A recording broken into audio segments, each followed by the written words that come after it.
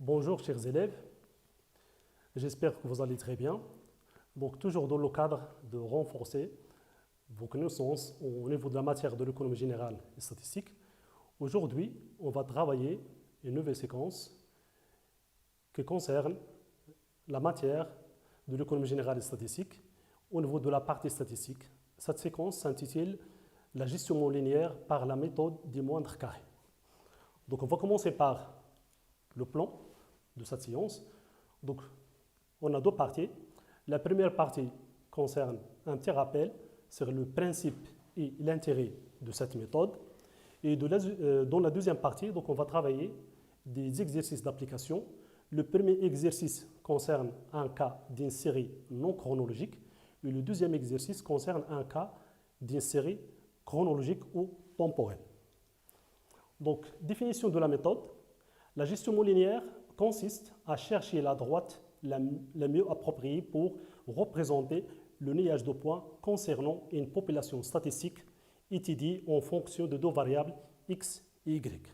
Donc généralement, lorsqu'on a une population la représentation d'une population statistique, donc elle est représentée sous forme d'un linéage de points. Donc l'ajustement linéaire, donc, il cherche à représenter sous forme d'une droite.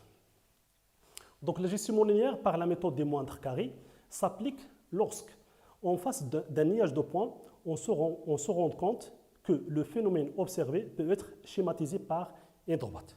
Donc on cherche donc à schématiser ou bien à représenter donc, cette représentation graphique sous forme d'une droite. Donc voilà donc par exemple, on a une représentation graphique de deux variables x et y. Donc on a dit sous forme de linéage de points.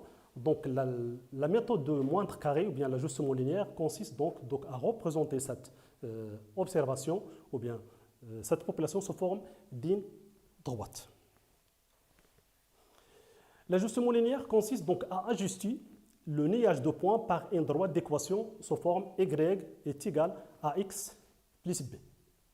Cette droite nous indique la nature de la relation entre les deux variables x et y, c'est-à-dire est-ce qu'il y a une relation croissante ou bien une relation décroissante entre les deux variables grâce au signe de A, ou bien ce qu'on appelle le coefficient directeur. Donc on va voir, donc on a une droite, on a y est égal à x plus b, donc A c'est le coefficient directeur qui permet de déterminer la nature de la relation entre les deux variables x et y. Ou bien, donc, si c'est l'objectif principal donc, de cette méthode, donc tout simplement, on va chercher à étudier la relation entre deux variables. Donc, le signe A, ou bien le coefficient directeur, indique le type de liaison entre les deux variables x et y. Donc, on distingue deux cas généralement. Si A est positif, c'est supérieur à 0, donc on dit que les deux variables x et y varient dans le même sens. Donc, on parle d'une relation croissante, c'est-à-dire lorsque x augmente, y augmente aussi, ou lorsque x diminue, y diminue. Donc il y a une relation croissante. Deuxième cas, lorsque A est négatif ou bien inférieur à 0, donc on dit que les deux variables varient dans le sens contraire et par conséquent il y a une relation décroissante, c'est-à-dire lorsque x augmente, y diminue et inversement. Le premier cas, par exemple, lorsque A est positif, la relation, par exemple, lorsqu'on va étudier la relation entre le revenu et la consommation. Lorsque le revenu augmente, la consommation aussi augmente, et l'inverse. Deuxième cas, par exemple, lorsque A est négatif, la relation, par exemple, entre la demande et le prix.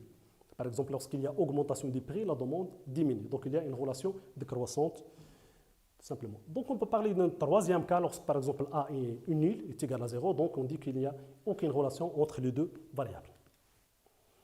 Donc, comment on va déterminer les paramètres de cette droite, les paramètres A et B?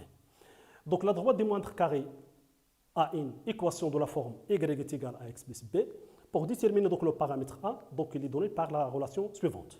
Donc, A est égal sigma de xi x bar fois y bar. Donc, l'écart, on va mesurer l'écart entre variable avec son moyenne. Xi moins x bar fois y moins y bar divisé par la somme de x et moins x bar au carré.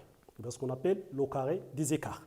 Ça, c'est ce qu'on appelle la méthode des écarts. Ou bien, on peut développer cette égalité pour trouver ce qu'on appelle donc la méthode développée. Pour simplifier, donc, on peut dire que sigma, donc numérateur, donc sigma de x i, y, donc si on a développé donc la formule, on va trouver que A est égal à sigma de x i, y, moins n x bar, y bar, avec n c'est le nombre d'observations.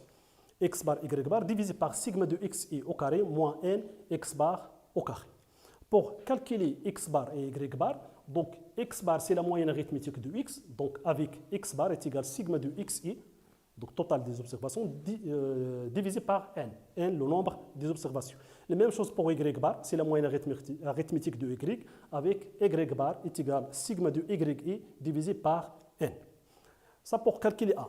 Pour calculer le deuxième paramètre B, on sait que la formule ou bien l'équation de la droite c'est y est égal à x plus b, donc on peut déterminer ou bien déduire directement le paramètre b. Donc b est égal à y moins ax, tout simplement. Donc on va remplacer, donc on va calculer donc b par y bar moins ax bar. Donc la formule de b c'est donc est égal à y bar moins ax bar. Donc pourquoi cette méthode? Quel est son objectif ou bien son utilité ou bien son intérêt? Donc la méthode de l'ajustement linéaire, donc, elle permet d'exploiter les données présentes pour établir des prévisions de l'avenir en utilisant l'équation de la droite d'ajustement. Ça c'est donc l'objectif principal, ou bien l'intérêt de cette méthode. Donc on cherche donc, on va exploiter les données de passé pour faire des prévisions dans l'avenir. Si on calcule les deux paramètres A et B, tout simplement, si on a X, on peut déterminer facilement Y. Donc maintenant, la deuxième partie concerne donc les exercices d'application. On va commencer par le premier exercice qui concerne une série non chronologique, c'est-à-dire deux paramètres, l'évolution de deux paramètres. Donc par exemple, on a, premier exercice, l'évolution des dépenses de compensation et d'investissement au Maroc entre 2014 et 2017 en milliards de dirhams. Donc, supposons que les dépenses de compensation, c'est X, et les dépenses d'investissement, Y. Donc, on a donc les données. 2014, les dépenses de compensation, 33 milliards, et dépenses d'investissement, 49 milliards. Donc, 2015, 23 pour les dépenses de compensation et 54 pour les dépenses d'investissement, etc. Donc, travail à faire. La première question, déterminer l'équation de la droite d'ajustement linéaire selon la méthode des moindres carrés ou bien selon la méthode développée, sachant que donc on a total des sigma x et y, donc pour simplifier, pour gagner aussi le temps, donc les sigma de x et y ou sigma de x et y au carré sont donnés. Donc sigma de x et y est égal à 4763 et sigma de x et au carré est égal à 2084,25. Donc la question, donc on cherche à déterminer l'équation y est égal à x plus b. La deuxième question, interpréter sur la base de l'équation l'évolution des dépenses d'investissement en fonction de celle des dépenses de compensation. C'est-à-dire, est-ce que les deux variables, les dépenses de compensation et les dépenses d'investissement, varient dans le même sens ou bien est-ce qu'elles varient dans le sens contraire? Donc pour répondre à cette question, c'est sur la base de la première question. La troisième question, calculer le montant prévisionnel des dépenses d'investissement si les dépenses de compensation s'élèveraient en 2020 à 10 milliards de dirhams. Donc ici, on va tout simplement utiliser cette équation. Donc on va faire des prévisions. Si on a X qui est les dépenses de compensation, combien est égal à Y? Donc combien seront les dépenses d'investissement? Et la quatrième question, on va déduire le montant prévisionnel des dépenses d'investissement en cas d'une décompensation totale. C'est-à-dire, lorsqu'il y a décompensation totale ou bien X est égal à 0, combien est égal à Y? Donc on va commencer par la première question.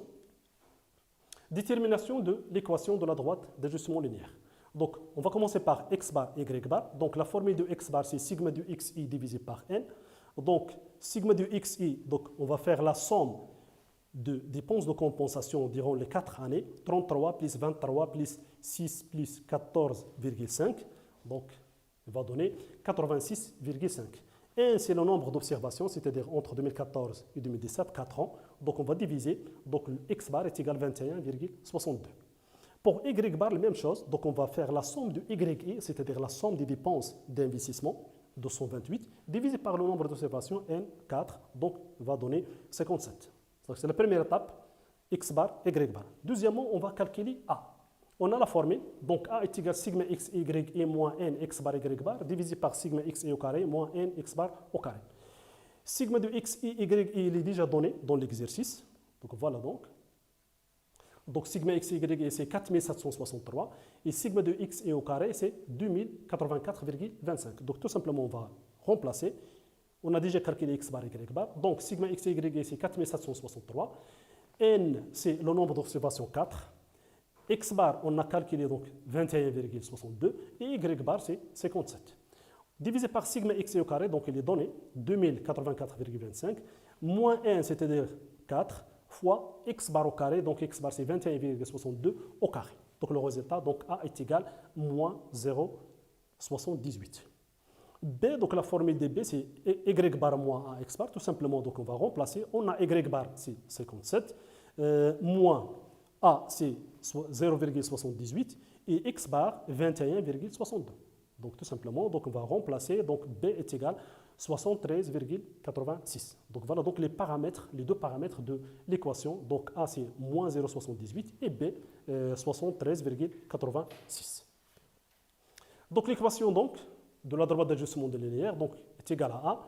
Y, donc on a remplacé A. A est égal à moins 0,78. Donc Y est égal à moins 0,78x plus B. B est égal à 73,86. Voilà donc pour la première question, on a déterminé donc l'équation de la droite d'ajustement linéaire. La deuxième question, interpréter sur la base de l'équation de la droite d'ajustement linéaire l'évolution des dépenses d'investissement en fonction de celle des dépenses de compensation. C'est-à-dire on va déterminer donc la relation entre les deux variables x et y ou bien la relation entre les dépenses de compensation et les dépenses d'investissement. Est-ce qu'elle va dans le même sens ou bien dans le sens inverse? Donc, pour répondre à cette question, donc on va tout simplement voir donc le signe de A ou bien le coefficient directeur. Donc on a le coefficient directeur A est égal à moins 0,78, donc il est négatif. Alors, il existe une relation décroissante entre les dépenses de compensation et les dépenses d'investissement. Donc A négatif, c'est-à-dire que les deux variables varient dans le sens inverse. C'est-à-dire, lorsque les dépenses de compensation diminuent, les dépenses d'investissement augmentent et inversement. Tout simplement, lorsque les dépenses de compensation augmentent, les dépenses d'investissement diminuent et l'inverse. Donc il y a une relation décroissante ou bien les deux variables varient dans le sens inverse. La troisième question, donc maintenant donc on va faire des prévisions. Donc on a X, c'est-à-dire les dépenses de compensation s'élèveront, si elles s'élèveront par exemple en 2020 à 10 milliards, combien seront les dépenses d'investissement. Donc on va remplacer, donc on a A et B, donc on a X, tout simplement, donc on va remplacer pour trouver Y ou bien les dépenses d'investissement. Donc on sait que Y, donc l'équation Y est égale à moins 0,78X plus 73,86 et que X est égal, c'est-à-dire les dépenses de compensation est égal à 10 milliards de dirhams, alors Y est égal à moins 0,78 fois 10, c'est-à-dire X, plus B, 73,86. Donc le total va donner Y est égal à 66,06 milliards de dirhams. C'est-à-dire les dépenses d'investissement si les dépenses de compensation est égale à 10 milliards. Donc on peut dire que c'est-à-dire que les dépenses d'investissement prévisionnelles s'élèveraient à 66,06 milliards de dirhams si les dépenses de compensation seront de 10 milliards de dirhams en 2020.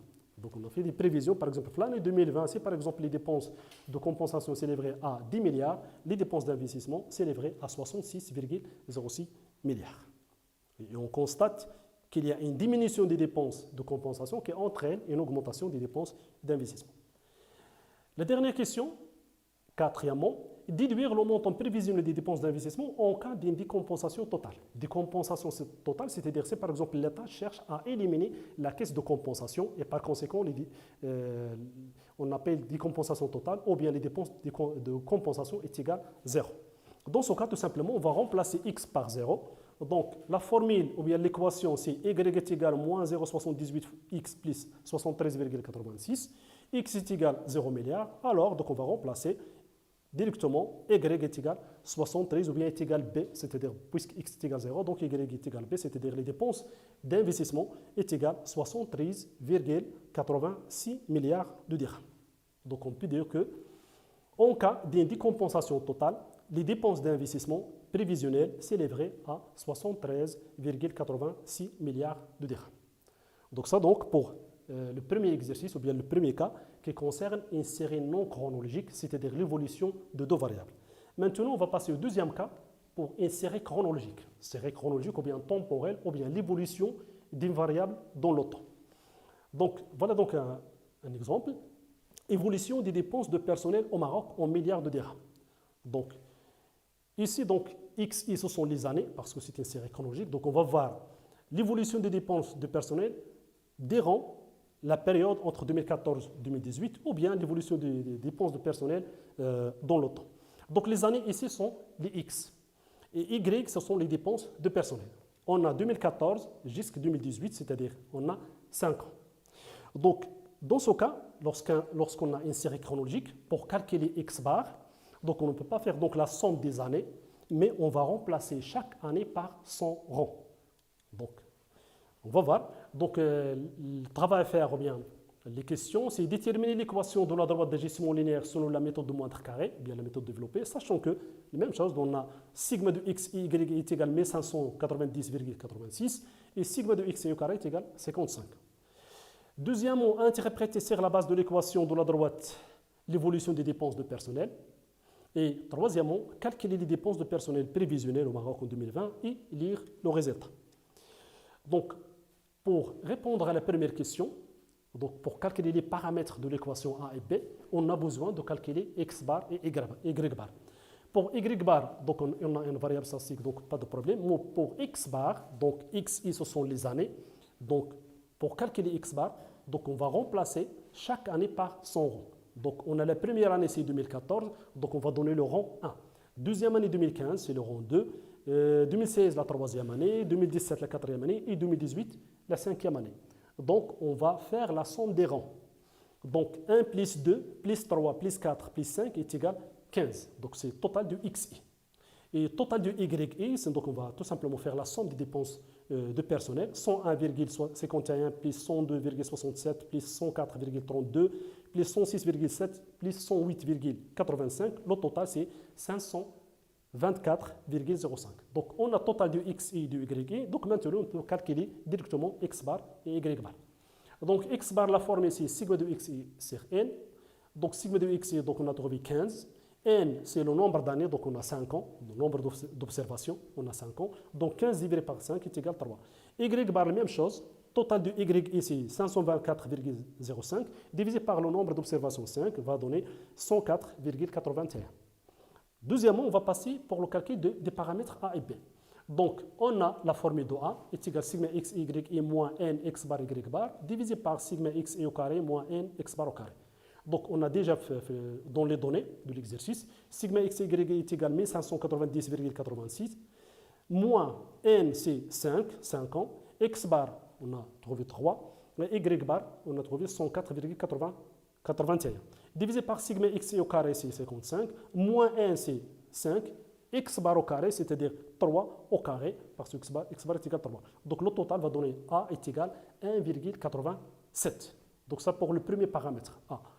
Pour calculer B, on a déjà la formule, B est égal à y bar moins A x bar, donc on va remplacer y bar 104,81 moins A 1,87 fois x bar, c'est-à-dire 3. Donc B est égal à 99,20. Donc on a trouvé A et B. Donc maintenant, on va déterminer l'équation. Donc l'équation Y est égale à X plus B. Donc on va remplacer A par 1,87 et B par 99,20. Et par conséquent, donc l'équation de la droite d'ajustement linéaire est égale à Y. Y est égal à 1,87X plus 99,20. Ça pour la première question. La deuxième question, interpréter l'évolution des dépenses de personnel. C'est-à-dire, est-ce que les dépenses de personnel augmentent dans le temps ou bien ils diminuent? Est-ce qu'il y a augmentation ou bien diminution des dépenses de personnel durant cette période entre 2014 et 2018? Donc, on a le coefficient directeur, donc tout simplement, donc pour déterminer la nature de la relation entre les deux variables, donc on va tout simplement voir donc le coefficient, le signe de A ou bien le signe de coefficient directeur. Le coefficient directeur est égal à 1,87, donc il est positif, et par conséquent, il existe une relation croissante entre les deux variables. C'est-à-dire que les dépenses de personnel augmentent au fil des années, c'est-à-dire qu'ils augmentent d'une année à l'autre. La troisième question, calculer les dépenses de personnel prévisionnelles au Maroc en 2020. Donc, la même chose, c'est l'utilité de cette méthode. Donc, on va faire des prévisions. Donc, on a calculé jusqu'en 2018. Donc, combien, par exemple, selon cette relation entre les deux variables, combien donc les dépenses de personnel l'année 2020. Donc, on a X, donc on va déterminer Y. Mais tout simplement, X, ce sont les années, c'est 2020. Donc, même chose, donc on va déterminer le rang de l'année 2020. Donc, on a calculé jusqu'en 2018, on a trouvé le rang 5, c'est-à-dire 2019, le rang c'est 6, et 2020, c'est le rang c'est 7, c'est-à-dire X est égal à 7. Donc, on va remplacer dans la formule X par 7 pour calculer les dépenses de personnel. On a la formule, on sait que Y est égal à 1,87X plus 99,20 et que X est égal à 7, c'est-à-dire le rang de l'année 2020. Alors, on va remplacer, donc Y est égal à 1,87 fois 7, c'est-à-dire X plus 99,20. Le total, c'est 112,29 milliards de dirhams, c'est-à-dire donc ce sont les dépenses de personnel prévisionnel dans l'année 2020, tout simplement. C'est-à-dire, on peut dire aussi qu'au Maroc, donc la réponse à la quatrième question, la dernière question, la lecture de résultats, donc on peut dire qu'au Maroc, en 2020, les dépenses de personnel prévisionnel s'élèveraient à 112,29 milliards de dirhams. Voilà donc, c'est la fin de cette séquence. Je souhaite tout simplement que vous avez bien assimilé la gestion linéaire. Je vous remercie, donc merci pour votre attention et à la prochaine fois, Inch'Allah. Merci.